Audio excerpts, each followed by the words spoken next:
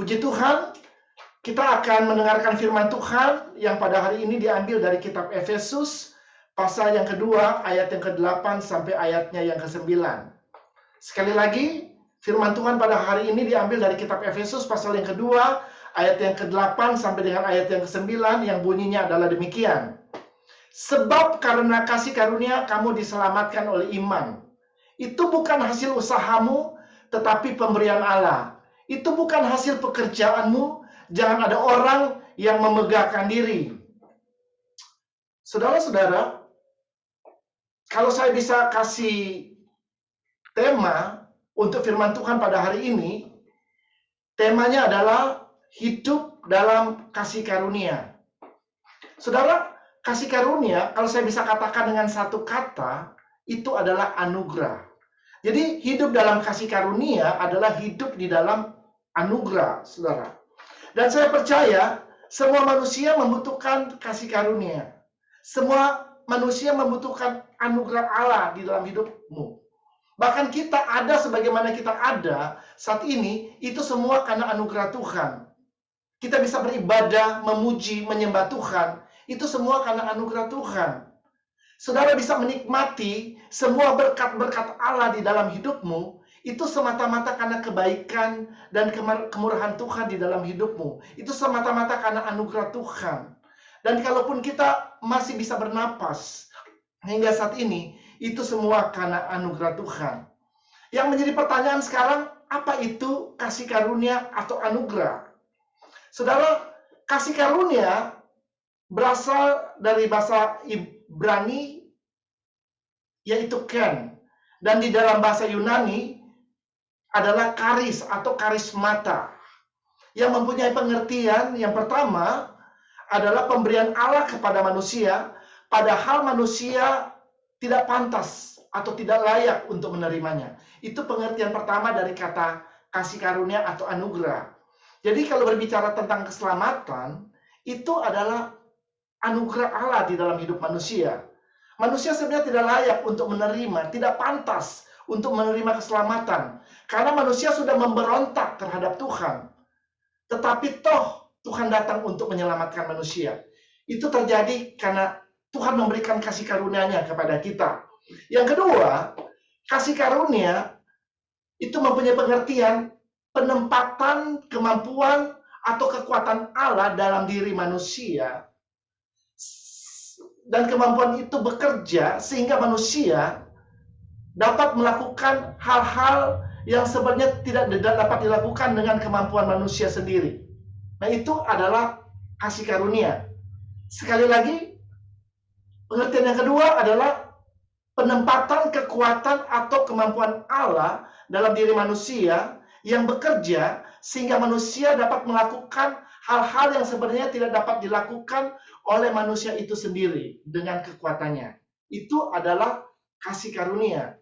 Contohnya, Nabi Musa, pada waktu dia dipilih Allah untuk membawa bangsa Israel keluar dari tanah Mesir, dia merasa tidak mampu. Ya, dia katakan kepada Tuhan, saya bukan orang yang pandai berbicara. Bagaimana saya bisa berbicara kepada Firaun? Tetapi pada kenyataannya Musa bisa membawa bangsa Israel keluar dari tanah Mesir, bahkan berjalan di padang gurun yang penuh dengan banyak tantangan. Nah, ini terjadi karena anugerah Tuhan atau kasih karunia Tuhan bekerja di dalam diri Musa. Nah, saudara-saudara, saya akan membagikan setidak-tidaknya ada dua hal yang penting mengapa kita memerlukan kasih karunia Tuhan. Kenapa kita harus hidup di dalam anugerah Allah? Yang pertama, karena kasih karunialah yang menyelamatkan dan melepaskan manusia dari dosa. Yang kita harus tahu bahwa manusia membutuhkan keselamatan di dalam hidupnya. Karena keselamatan itu adalah kebutuhan yang paling utama, yang terutama di dalam hidup manusia. Firman Allah berkata, apa gunanya engkau memiliki seluruh dunia kalau jiwamu binasa? Engkau bisa mempunyai karir yang bagus di dalam masyarakat, engkau bisa mempunyai jabatan atau kedudukan yang penting di dalam masyarakat, engkau bisa menjadi orang yang sangat berpengaruh di dunia ini. Bahkan engkau bisa menjadi orang yang sangat kaya raya. Tetapi kalau jiwamu binasa, maka semua pencapaian yang engkau capai di dunia ini tidak akan ada gunanya. Jadi keselamatan ini merupakan sebuah kebutuhan utama yang harus dimiliki oleh setiap orang yang percaya kepada Tuhan. Dan pada waktu manusia berdosa, dosa ini memisahkan manusia dari Allah. Dosa membuat kemuliaan Allah meninggalkan manusia. Kalau kita membaca dalam Roma 3 ayat 23, karena semua orang telah berbuat dosa dan telah kehilangan kemuliaan Allah. Saudara perhatikan, karena dosa, kemuliaan Allah meninggalkan manusia. Dan karena dosa, dikatakan dalam ayat firman Tuhan yang lain, upah dosa itu ialah maut. Maut itu artinya perpisahan dengan Allah di dalam kekekalan. Atau perpisahan dengan Allah selama-lamanya. Nah, untuk supaya kita tidak terpisah dengan Allah karena dosa, kita membutuhkan kasih karunia Tuhan. Kalau kita membaca dalam Roma 3 ayat 24, ayat selanjutnya, dikatakan oleh firman Tuhan dan oleh kasih karunia telah dibenarkan dengan cuma-cuma karena penebusan dalam Kristus Yesus. Saudara, perhatikan di sini dikatakan oleh kasih karunia telah dibenarkan dengan cuma-cuma karena penebusan dalam Kristus Yesus. Jadi, karena anugerah Allah, kita telah dibenarkan dan ditebus dari semua dosa-dosa kita, saudara. Manusia telah ditebus dari dosa-dosanya karena Allah mengasihi manusia. Karena kasih karunia dikatakan kita dibenarkan dengan cuma-cuma, dengan gratis. Ya gratis buat kita. Tetapi bayarannya anak Allah harus mati di atas kayu salib. Amin.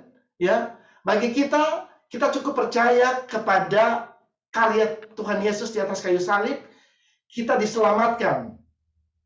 Ya, tetapi bagi Tuhan dia harus mati di atas kayu salib. Jadi ini kelihatannya sesuatu hal yang gampang, tetapi bayarannya Tuhan harus mengorbankan dirinya di atas kayu salib buat hidup kita. Ya. Nah, kalau kita membaca dalam Efesus 2 ayat 8 sampai dengan 9, dikatakan sebab karena kasih karunia kamu diselamatkan oleh iman, itu bukan hasil usahamu, tetapi pemberian Allah. Itu bukan hasil pekerjaanmu. Jangan ada orang yang memegahkan diri. Jadi kalau kita memperhatikan ayat-ayat firman Tuhan ini, maka jelas sekali bahwa keselamatan itu adalah pemberian Allah. Itu adalah kasih karunia Allah. Bukan karena perbuatan kita. Bukan karena pekerjaan manusia, saudara. Makanya firman Allah berkata, itu bukan hasil pekerjaanmu, jangan ada yang memegahkan diri. Karena memang sudah dibuktikan bahwa manusia berusaha mencoba untuk supaya mereka bisa mendapatkan keselamatan. Mereka berusaha berbuat amal, berbuat kebaikan, tetapi semua usaha manusia itu sia-sia. Karena memang keselamatan itu hanya merupakan anugerah, kasih karunia daripada Tuhan kepada kita. Bahkan Musa yang begitu hebat, begitu luar biasa, tidak dapat melakukan semua apa yang Tuhan perintahkan. Ya, akhirnya Musa tidak masuk ke tanah perjanjian, saudara. Ya, jadi memang untuk melakukan perintah Tuhan atau melakukan hukum-hukum Allah, manusia tidak mampu untuk melakukan itu. Makanya Tuhan Yesus perlu datang ke dunia ini. Dia mati di atas kayu salib untuk menggenapi hukum Taurat, dikatakan. Kalau kita membaca dalam Matius 5 ayat 17, janganlah kamu menyangka bahwa aku datang untuk meniadakan hukum Taurat atau kitab para nabi. Aku datang bukan untuk meniadakannya, melainkan untuk menggenapinya. Jadi saudara, Tuhan Yesus datang bukan untuk meniadakan hukum Taurat atau untuk membatalkan hukum Taurat. Tetapi Tuhan Yesus datang ke dunia ini untuk menggenapi hukum Taurat. Artinya Tuhan Yesus datang ke dunia ini untuk memenuhi semua tuntutan daripada hukum Taurat itu. Karena tidak seorang pun di dunia ini yang mampu melakukan atau melaksanakan hukum Taurat itu secara sempurna. Tidak ada seorang pun. Makanya Tuhan tahu tentang hal itu. Dia mengutus anaknya yang tunggal, yaitu Yesus Kristus, untuk melakukan semua itu. Untuk memenuhi semua tuntutan daripada hukum Taurat itu. Oleh karena itu, di atas kayu salib Yesus berkata, "It is finished." Itu sudah selesai. Artinya, dia sudah menggenapi semua yang dituntut oleh hukum Taurat itu. Yang kita perlu lakukan adalah percaya kepada karya keselamatan yang sudah Tuhan lakukan di atas kayu salib. Dengan percaya, maka kita akan mengalami keselamatan. D.L. Moody, saudara pernah mendengar nama ini? Siapa yang pernah dengar? Coba angkat tangan. D.L. Moody ini, dia adalah seorang bapak kebangunan rohani yang hidup di abad yang ke-18. Dan dia adalah seorang pengkhotbah dan juga seorang penginjil, saudara. Dan melalui kehidupannya, Tuhan memakai dia untuk memenangkan jutaan jiwa bagi Kristus. Dan suatu ketika D.L. Moody pernah berkata, "Saya bahagia, I'm happy," kata dia. Kita diselamatkan karena anugerah, bukan karena perbuatan kita. Karena kalau tidak, ketika saya ada di sorga, saya akan mendengarkan semua orang akan menyombongkan dirinya dengan bercerita tentang bagaimana mereka bisa datang ke sorga. Dan mereka bercerita dalam kekekalan, saudara. Karena orang yang tinggal di sorga akan tinggal di dalam kekekalan. Dan orang-orang itu akan menyombongkan, "Oh, saya bisa datang ke tempat ini karena saya melakukan ini dan itu." Tetapi puji Tuhan, keselamatan itu karena anugerah, karena kasih karunia. Sehingga tidak ada seorang pun yang bisa memegahkan diri. Karena keselamatan itu adalah pure pemberian Allah, saudara. Haleluya. Nah, kalau berbicara tentang hukum Taurat ini adalah hukum yang paling adil, saudara. Dikatakan dalam hukum Taurat, mata ganti mata, gigi ganti gigi. Jadi ini hukum yang paling adil. Dan Tuhan menyelamatkan kita bukan karena menggunakan hukum keadilan, saudara. Kalau Tuhan menghukum keadilan, kalau standarnya adalah hukum keadilan, maka tidak ada seorang pun yang akan make it. Tidak akan ada seorang pun yang akan bisa mengalami keselamatan. Tuhan datang kepada kita kurang lebih 2000 tahun yang lalu karena dia mengasihi kita. Ya. Karena hukum kasih karunia, dia datang ke dunia ini.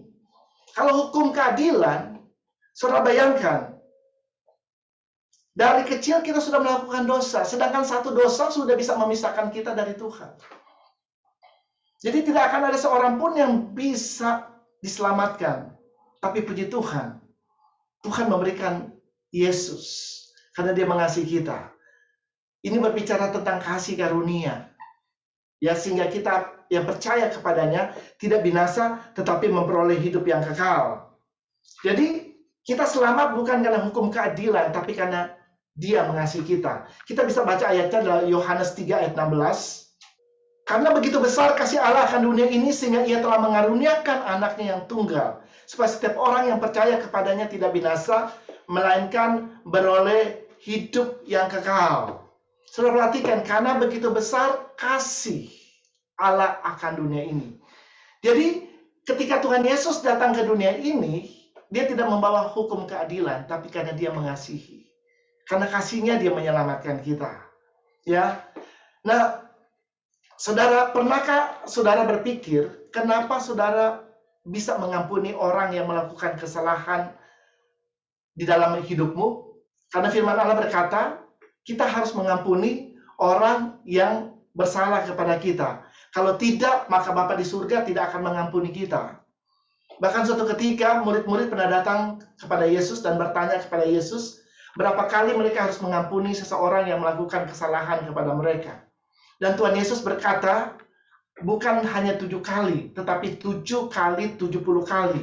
Atau 490 kali dalam sehari, saudara. Jadi murid-murid harus bisa mengampuni orang yang melakukan kesalahan kepada mereka 490 kali dalam sehari. Saudara, untuk melakukan hal ini tidak mungkin bisa dilakukan oleh manusia, saudara. Karena manusia itu paling bantar, kalau orang Indonesia, ya paling kita bisa mengampuni 3 kali.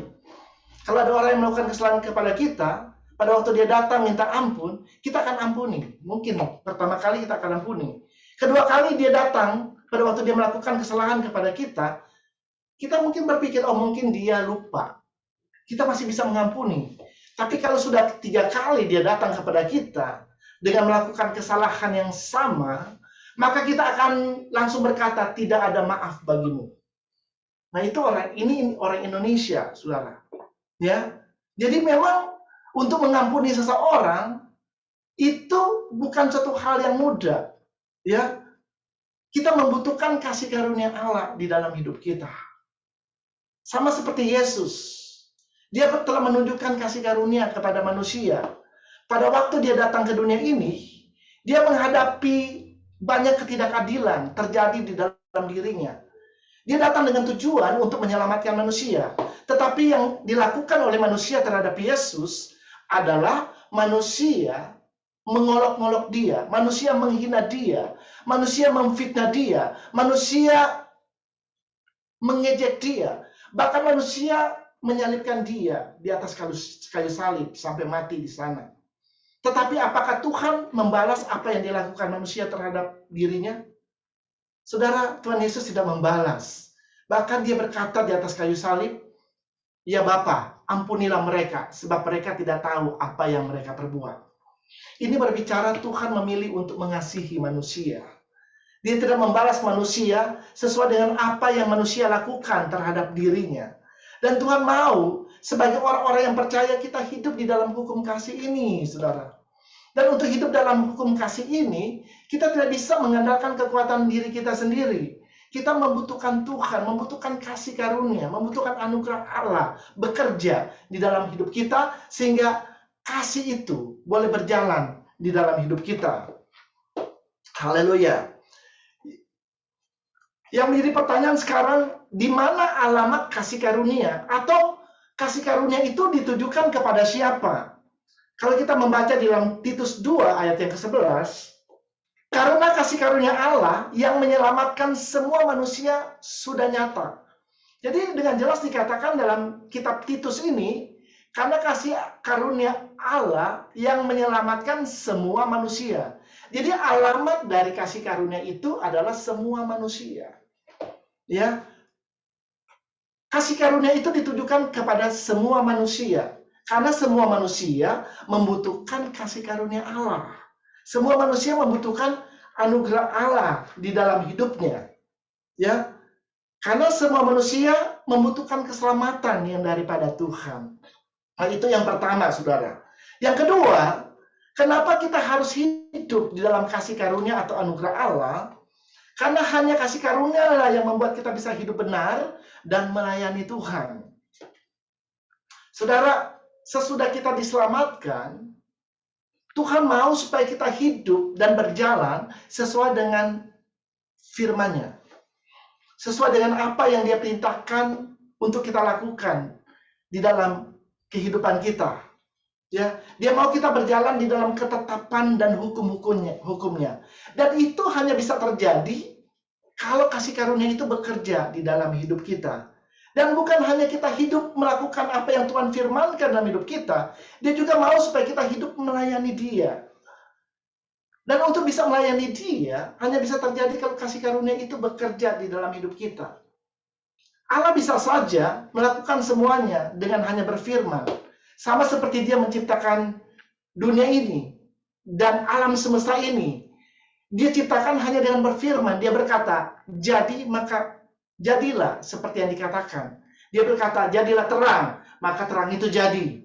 Jadilah langit dan bumi, maka langit dan bumi itu jadi. Dia berkata, jadilah daratan, jadilah lautan. Semua itu jadi sesuai dengan firman-Nya. Sebenarnya Tuhan tidak membutuhkan manusia. Tetapi kalau Dia bisa memakai kehidupan kita dan memberikan tanggung jawab kepada kita untuk melakukan pekerjaannya di muka bumi ini adalah merupakan satu kehormatan buat kita untuk melakukan pekerjaan Allah di muka bumi ini, untuk melayani Tuhan. Ya. Contohnya adalah Nuh. Kita akan melihat contoh orang yang melayani karena kasih karunia. Kita melihat Nuh. Nuh ini hidup di zaman yang sangat sulit, di zaman yang sukar. Dikatakan akhir zaman ini akan sama dengan zaman di mana Nuh hidup. Jadi Nuh hidup di zaman yang sangat begitu jahat, di mana dikatakan oleh firman Allah, kecenderungan hati manusia adalah berbuat kejahatan. Saudara bisa bayangkan tentang hal ini? Kalau manusia hatinya condong atau cenderung untuk melakukan kejahatan, jadi di hati dan pikiran manusia adalah bagaimana untuk melakukan kejahatan. Nah, ini masa-masa yang sulit, masa-masa yang sukar. Tetapi yang hebat, kalau kita membaca tentang riwayat Nuh, kalau kita melihat dalam Kejadian 6 ayat yang 9, coba kita lihat ayat ini. Ini menceritakan tentang riwayat Nuh. Inilah riwayat Nuh. Nuh adalah seorang yang benar dan tidak bercela di antara orang-orang sejamannya. Dan Nuh itu hidup bergaul dengan Allah. Saudara perhatikan, dikatakan walaupun masa itu adalah masa yang sulit, di mana semua orang melakukan kejahatan, sehingga Tuhan hendak memusnahkan bumi ini dengan mengirimkan arba, tetapi ada seorang yang bernama Nuh, yang riwayat hidupnya dicatat di dalam Alkitab, dikatakan Nuh itu adalah seorang yang benar, yang tidak bercela di antara orang-orang sejamannya, dan Nuh itu hidup bergaul dengan Allah. Luar biasa, saudara. Kenapa hal ini bisa terjadi? Kalau saudara membaca di dalam ayat sebelumnya, ayat yang ke-8, ini menjelaskan tentang kenapa itu bisa terjadi. Tetapi Nuh mendapat kasih karunia di mata Tuhan. Haleluya. Jadi Nuh mendapat kasih karunia di mata Tuhan. Sehingga dia bisa hidup benar, dia bisa hidup tidak bercela, dan dia bisa hidup bergaul dengan Allah. Ya, luar biasa, saudara. Jadi memang hidup dalam kasih karunia ini sangat penting bagi orang yang percaya. Dengan hidup dengan kasih karunia atau di bawah anugerah Allah, kita akan bisa hidup benar di hadapan Allah. Ya, bahkan kita akan bisa melayani Tuhan. Ya, kalau kita melihat, Nuh bukan dia hanya hidup benar, hidup tidak bercela, tapi dia memberikan hidupnya untuk melayani Tuhan. Ketika Tuhan memberikan perintah kepada dia untuk membangun bahtera, ya, bahtera ini harus dibangun oleh Nuh. Dan nanti semua makhluk hidup akan masuk ke dalam bahtera ini. Dan semua makhluk hidup yang masuk dalam bahtera ini tidak akan binasa. Karena pada waktu itu Tuhan akan mengirimkan hujan. Dan bumi ini akan dilanda oleh air bah. Jadi semua orang atau semua makhluk yang hidup di luar bahtera itu, mereka akan mengalami kematian, saudara. Sebenarnya bahtera ini berbicara tentang Tuhan Yesus. Ya, kalau saudara membaca dalam Yohanes pasal 3 ayat 16, dikatakan, barang siapa percaya kepadanya tidak binasa, melainkan beroleh hidup yang kekal. Jadi orang yang percaya kepada Tuhan Yesus diselamatkan. Tetapi yang tidak percaya akan terhilang selama-lamanya, saudara. Ya, akan terpisah dengan Allah selama-lamanya. Ini juga bahtera ini berbicara tentang hal itu, saudara. Semua makhluk, manusia maupun binatang yang masuk ke dalam bahtera ini, mereka akan diselamatkan. Dan kalau kita lihat, Nuh melakukan apa yang diperintahkan Tuhan di dalam hidupnya. Dan kita akan melihat hal-hal yang dilakukan oleh Nuh di dalam dia melayani Tuhan. Yang pertama, Nuh melayani Tuhan itu dengan iman, dengan kepercayaan yang penuh kepada Tuhan. Ya, saudara, pada waktu Tuhan memberikan perintah kepada Nuh untuk membangun bahtera, pada waktu itu belum ada hujan. Hujan belum pernah turun ke atas bumi ini. Dan diperintahkan untuk membangun bahtera itu bukan di pinggir pantai atau di pinggir danau, saudara. Diperintahkan untuk membangun bahtera itu di atas gunung. Ini sesuatu hal yang tidak masuk di akal, ya, yang nggak make sense. Bagaimana membangun bahtera atau membangun sebuah kapal yang besar, itu membangunnya di atas gunung. Ya, yang paling masuk akal adalah membangun bahtera itu di pinggir pantai, saudara. Sehingga kalau bahtera itu selesai dibangun, bisa langsung didorong ke pantai, saudara. Ya, tetapi ini membangun di atas gunung, nggak masuk di akal. Tetapi apa yang dilakukan oleh Nuh? Nuh tetap percaya kepada Tuhan. Dia tahu bahwa apa yang diperintahkan Tuhan, Tuhan tidak pernah salah dengan firman-Nya. Makanya dia melakukan tepat seperti yang diperintahkan oleh Tuhan. Dia beriman, dia percaya penuh kepada Tuhan. Apa yang Tuhan katakan, Tuhan tidak pernah salah. Yang kedua, dalam melayani Tuhan, Nuh ini melayani dengan ketaatan. Ya, dia melakukan tepat seperti apa yang Tuhan perintahkan di dalam hidupnya. Pada waktu dia disuruh membuat bahtera, ukuran-ukuran detail dari bahtera itu, dia lakukan itu dengan seperti apa yang Tuhan perintahkan. Lebarnya berapa, ya dia bikin seperti itu. Tingginya berapa, dia bikin seperti itu. Panjangnya berapa, ya dia bikin seperti itu, saudara. Jadi, Nuh melakukan dengan ketaatan. Dia melakukan apa yang Tuhan perintahkan exactly, ya. Seperti yang Tuhan perintahkan, itu yang dia lakukan. Dia tidak tambah dan dia tidak kurangi. Nah ini, kalau kita melayani Tuhan, kita harus mendengar ketika Tuhan berbicara dalam hidup kita. Kita harus melakukan apa yang Tuhan perintahkan dalam hidup kita, seperti yang dia perintahkan. Jangan kita tambahi, jangan kita kurangi. Yang ketiga, Nabi Nuh ini ketika dia melayani Tuhan, dia melayani dengan ketekunan. Ya. Jadi pada waktu dia membangun bahtera ini memerlukan waktu yang tidak pendek, saudara. Kurun waktu untuk membangun bahtera ini sampai selesai itu memerlukan 120 tahun. Itu lama banget, 1 abad lebih. Ya untuk membangun bahtera itu. 120 tahun. Tetapi dia dengan tekun membangun bahtera itu sampai selesai. Yang menjadi pertanyaan saya, apakah pada waktu dia membangun bahtera itu ada tantangan atau tidak? Pasti ada tantangan. Ya, yang pertama, pada waktu itu belum ada hujan, saya katakan tadi. Yang kedua, dia membangun bahtera itu di atas gunung. Mungkin orang-orang yang ada di sekitar dia berkata kepada Nuh, Nuh ini sudah gila. Ya, masa membangun bahtera di atas gunung? Ini nggak masuk di akal, saudara. Tetapi apakah Nuh terpengaruh dengan perkataan dari orang-orang ini? Dan dia akhirnya karena dia terpengaruh, karena dia malu, dia langsung berhenti membangun bahtera yang diperintahkan Tuhan untuk dibangun itu? Sama sekali tidak, saudara. Dia terus membangun dengan tekun. Sampai akhirnya, sesudah 120 tahun, bahtera itu jadi, saudara. Ya, jadi dalam melayani Tuhan pun kita harus melayani Tuhan dengan penuh ketekunan, saudara. Jangan on and off kalau kita mau melayani Tuhan. Harus dengan tekun pada waktu kita melayani Tuhan, saudara.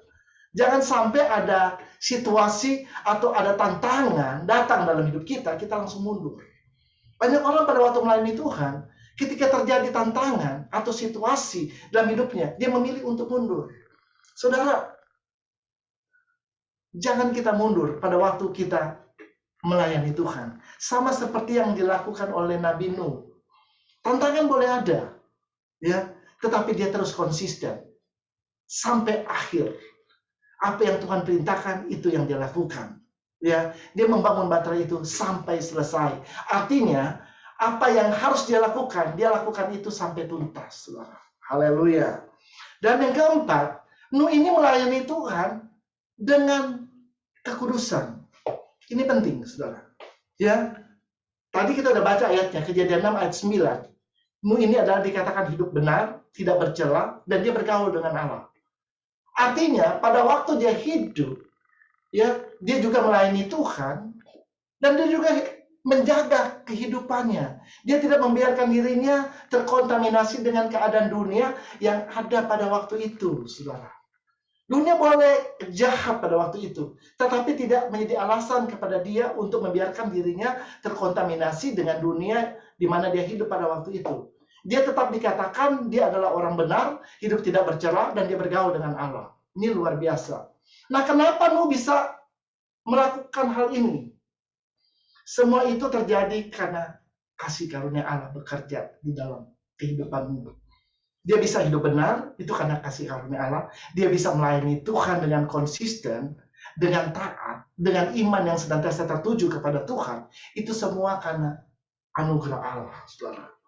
Ya, demikian juga dengan kehidupan kita, saudara. Untuk kita bisa melayani Tuhan, kita membutuhkan anugerah Allah. Untuk kita bisa hidup dan senantiasa berjalan di dalam kebenaran, kita membutuhkan anugerah dan kasih karunia Allah di dalam hidup kita. Ya, kalau kita melihat contoh yang lain lagi adalah Nabi Musa. Nabi Musa pun pada waktu dia dipanggil untuk melayani Tuhan, dia melayani Tuhan dengan kasih karunia Allah yang bekerja di dalam hidupnya. Kita bisa baca ayatnya di dalam Keluaran 33 ayat 17. Berfirmanlah Tuhan kepada Musa, juga hal yang telah kau katakan ini akan kulakukan karena engkau telah mendapat kasih karunia di hadapanku dan aku mengenal engkau. Jadi Musa bisa dipakai oleh Tuhan untuk membawa bangsa Israel keluar dari tanah Mesir dan berjalan di padang gurun. Itu semua karena kasih karunia Tuhan yang bekerja dan berlaku di dalam hidupnya. Bukan karena Musa itu hebat, bukan karena manusia itu berhikmat, bukan karena Musa itu mempunyai pengalaman, tetapi karena kasih karunia Allah yang bekerja di dalam hidupnya. Sehingga dia bisa melayani Tuhan. Ya. Nah, demikian juga dengan kehidupan kita, saudara-saudara. Pada waktu kita melayani Tuhan, kita membutuhkan kasih karunia Allah bekerja di dalam hidup kita. Kita membutuhkan anugerah Allah bekerja di dalam hidup kita. Kalau kita membaca dalam 1 Korintus 27 ayat 29 sebagai ayat yang terakhir, coba kita perhatikan ayat-ayat ini. Tetapi apa yang bodoh bagi dunia dipilih Allah untuk memalukan orang-orang yang berhikmat. Dan apa yang lemah bagi dunia dipilih Allah untuk memalukan apa yang kuat. Dan apa yang tidak terpandang dan hina bagi dunia dipilih Allah, bahkan apa yang tidak berarti dipilih Allah untuk meniadakan apa yang berarti. Ayat 29, supaya jangan ada seorang manusia pun yang memegahkan diri di hadapan Allah. Saudara, kalau saudara membaca orang-orang yang dikatakan di dalam ayat firman Tuhan ini, orang yang bodoh bagi dunia, dipilih Allah untuk memalukan orang yang berhikmat. Orang yang tidak terpandang bagi dunia, dipilih oleh Allah untuk dipilih Allah. Bahkan orang yang tidak berarti, dipilih Allah untuk meniadakan apa yang tidak berarti. Itu semua bisa terjadi karena kasih karunia Allah ada di dalam hidup mereka. Sehingga dikatakan dalam ayat 29, supaya jangan ada seorang manusia pun yang memegahkan diri di hadapan Allah. Jadi orang yang hidup di dalam kasih karunia dan anugerah Allah adalah orang yang menyadari bahwa dia tidak dapat berbuat apa-apa tanpa Tuhan. Orang yang hidup dalam anugerah Allah dan berjalan di dalam anugerah Allah adalah orang yang menyadari bahwa tanpa Tuhan dia tidak dapat berbuat apa-apa. Orang yang hidup di dalam kasih karunia Allah adalah orang yang senantiasa mengandalkan Tuhan di dalam hidupnya. Orang yang senantiasa melibatkan Tuhan dalam seluruh area kehidupannya. Karena dia tahu bahwa dia tidak bisa tanpa Tuhan. Nah, ini adalah orang-orang yang hidup di dalam anugerah Allah. Demikian juga dengan kehidupan kita sebagai orang percaya. Ya, kita sudah mendengar hal-hal ini dan kita tahu betapa pentingnya hidup dalam anugerah dan kasih karunia Allah. Oleh karena itu, saudara, mari kita mau berjalan di dalam kasih karunia Allah. Mari kita mau berjalan dalam anugerah Allah. Pada waktu engkau bangun pagi, pada waktu engkau berhubungan dengan Tuhan, pada waktu engkau mempunyai fellowship dengan Tuhan secara pribadi, berdoa kepada Tuhan, Tuhan, aku membutuhkan anugerah-Mu pada hari ini. Aku membutuhkan kasih karunia-Mu pada hari ini. Dengan kasih karunia Allah akan memungkinkan engkau untuk berjalan di dalam kemenangan demi kemenangan. Dengan anugerah dan kasih karunia Allah akan memungkinkan engkau berjalan dan engkau akan melihat perkara-perkara yang besar yang Tuhan akan nyatakan melalui hidupmu. Dengan anugerah Allah, engkau akan melakukan perkara-perkara yang besar. Haleluya. Saya tidak akan memperpanjang khotbah pada hari ini. Mari saudara, kita mau berjalan dan menyadari betapa pentingnya hidup dalam kasih karunia dan anugerah Allah.